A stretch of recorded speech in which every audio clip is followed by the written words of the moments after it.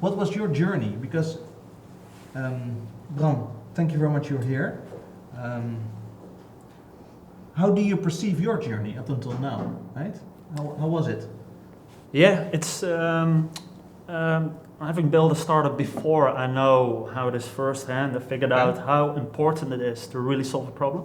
Mm-hmm. And that has been the main theme of Viqal from the beginning. And the younger a startup is, the more important it is. And I think in the beginning we did roughly 200 interviews with a lot of customers. And even up until this day, we're constantly doing experiments. We're making sure we validate our assumptions and we de-risk our business model. But especially in the beginning, even more so, and that turned into what is Viqal now. Okay. Hey, and let's say you have a specific solution, as you could imagine, right? It's a sensor that, let's say, analyzes the sentiment within, let's say, an area, right? Currently you do restaurants, but how did you came up to specifically this idea to use? Yeah, it's kind of out there if you think, hospitality, old-fashioned industry, no technology, and then this crazy idea here. Yeah, that's true. So I mentioned it a little bit in the presentation. Of course, we had this very concrete problem. There's just not enough live data on customer sentiment, which is super useful if you want to improve your business. And then we went into what I mentioned, the creative process, also together with Holland Startup, but also with universities, for instance. And we did a bunch of research into new technologies, also, for instance, video analysis, but then it becomes a little bit too creepy, of course. And that's when we saw that in call centers, what they do, if you call your bank or something, while you're speaking, the other person on the other side of the phone gets a little screen where they see in real time the emotions in your voice, saying, hey, this customer is getting angry, better do something about it. So we use sort of that principle as well, but it was for us the bridge to thinking, wow, there's so much possible nowadays. Also privacy-friendly things, of course, with just audio. Now I want to stress that we don't use anything like speech to text. We only use like tone in a room, but it is we think, a great solution to this problem. Okay, so when I talk to, let's say, investors, they ask me always the same question, right? So you're in a restaurant, talking to each other, sensor above your head, what about privacy?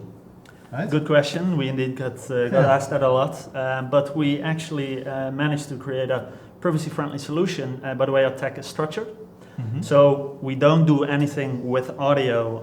It never leaves the sensor. We don't do anything with words. We don't do anything with sentences or context. Okay. The only thing we're interested in is the way people speak. So we extract 96 acoustic features from the audio, and that happens in the sensor. And think about things like tonation, pitch, volume.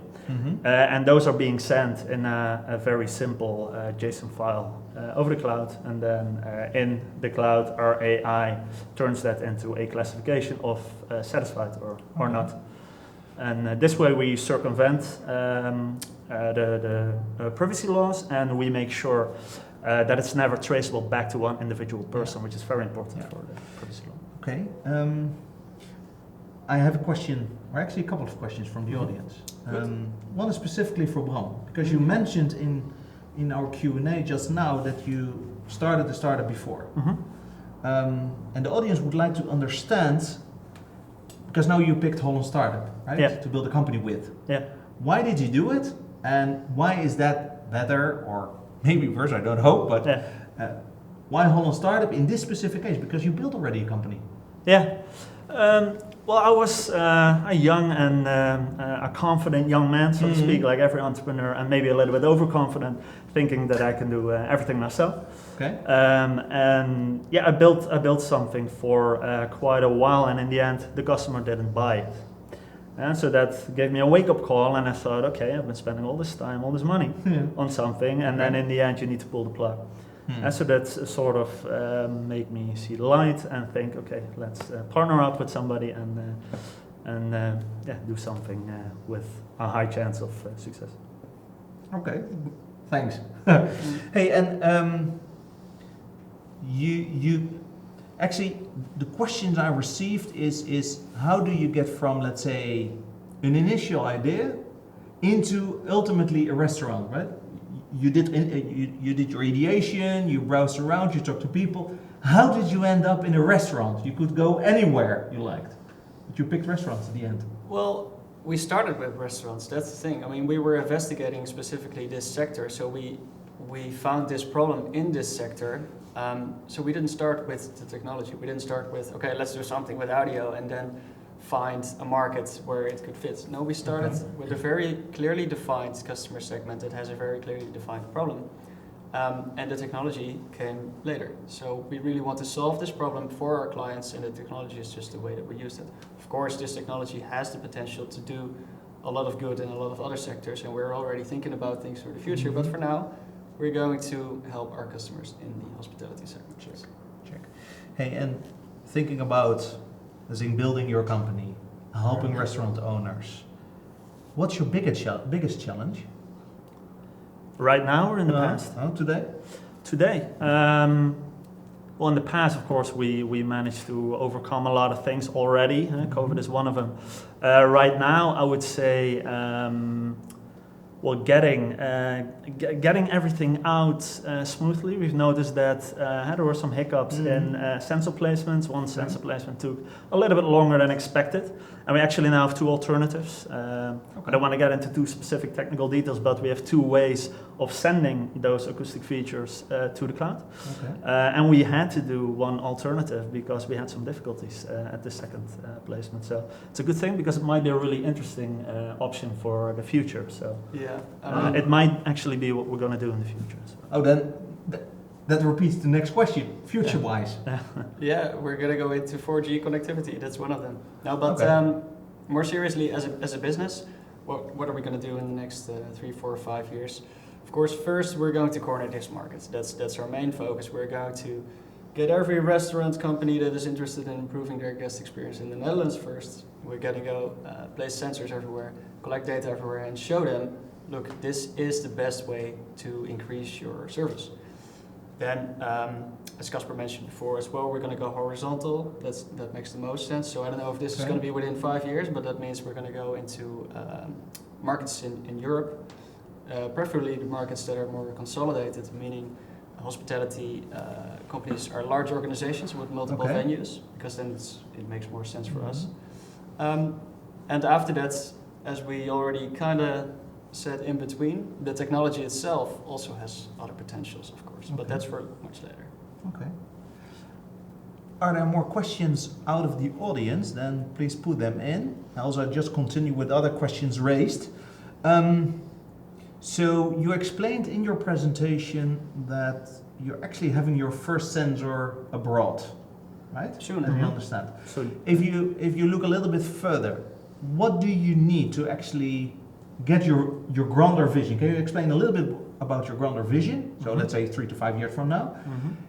And then try to make a connection towards partnerships needed, investors needed. I don't know what you need, but ask the audience, or explain to the audience what you think you need.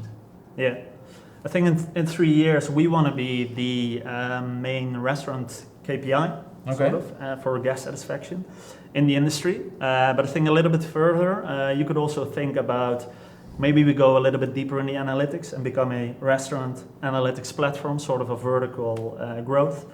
Thomas already mentioned the horizontal growth. We're going to do that next month to London, actually. And to be able to achieve this, we, of course, we're going to have a next funding round, but preferably we have a partner that also brings network, knowledge, know-how, and really is a hospitality heavyweight as opposed to only throwing a pile of cash on there. But that's what we're looking for, and somebody really, that knows the industry. Check. Okay, that's interesting. Hey, and I see a question which intrigued me. Let's see if I fully understand. It's about hardware IoT. Sounds like you need some time. Is Holland Startup suitable for that? If you need 1 year or more to find paying customers?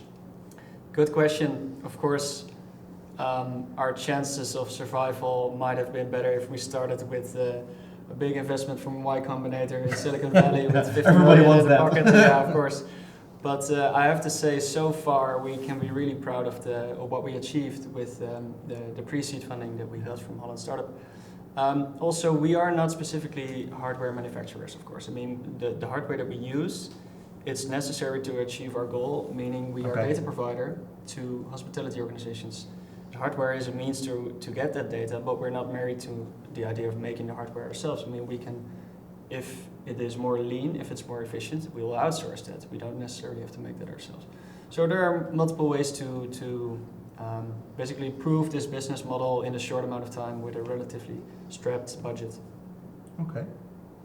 So I don't think I see any questions from the audience, but if you have more questions for the group, put them in now, else I will do my last question to them.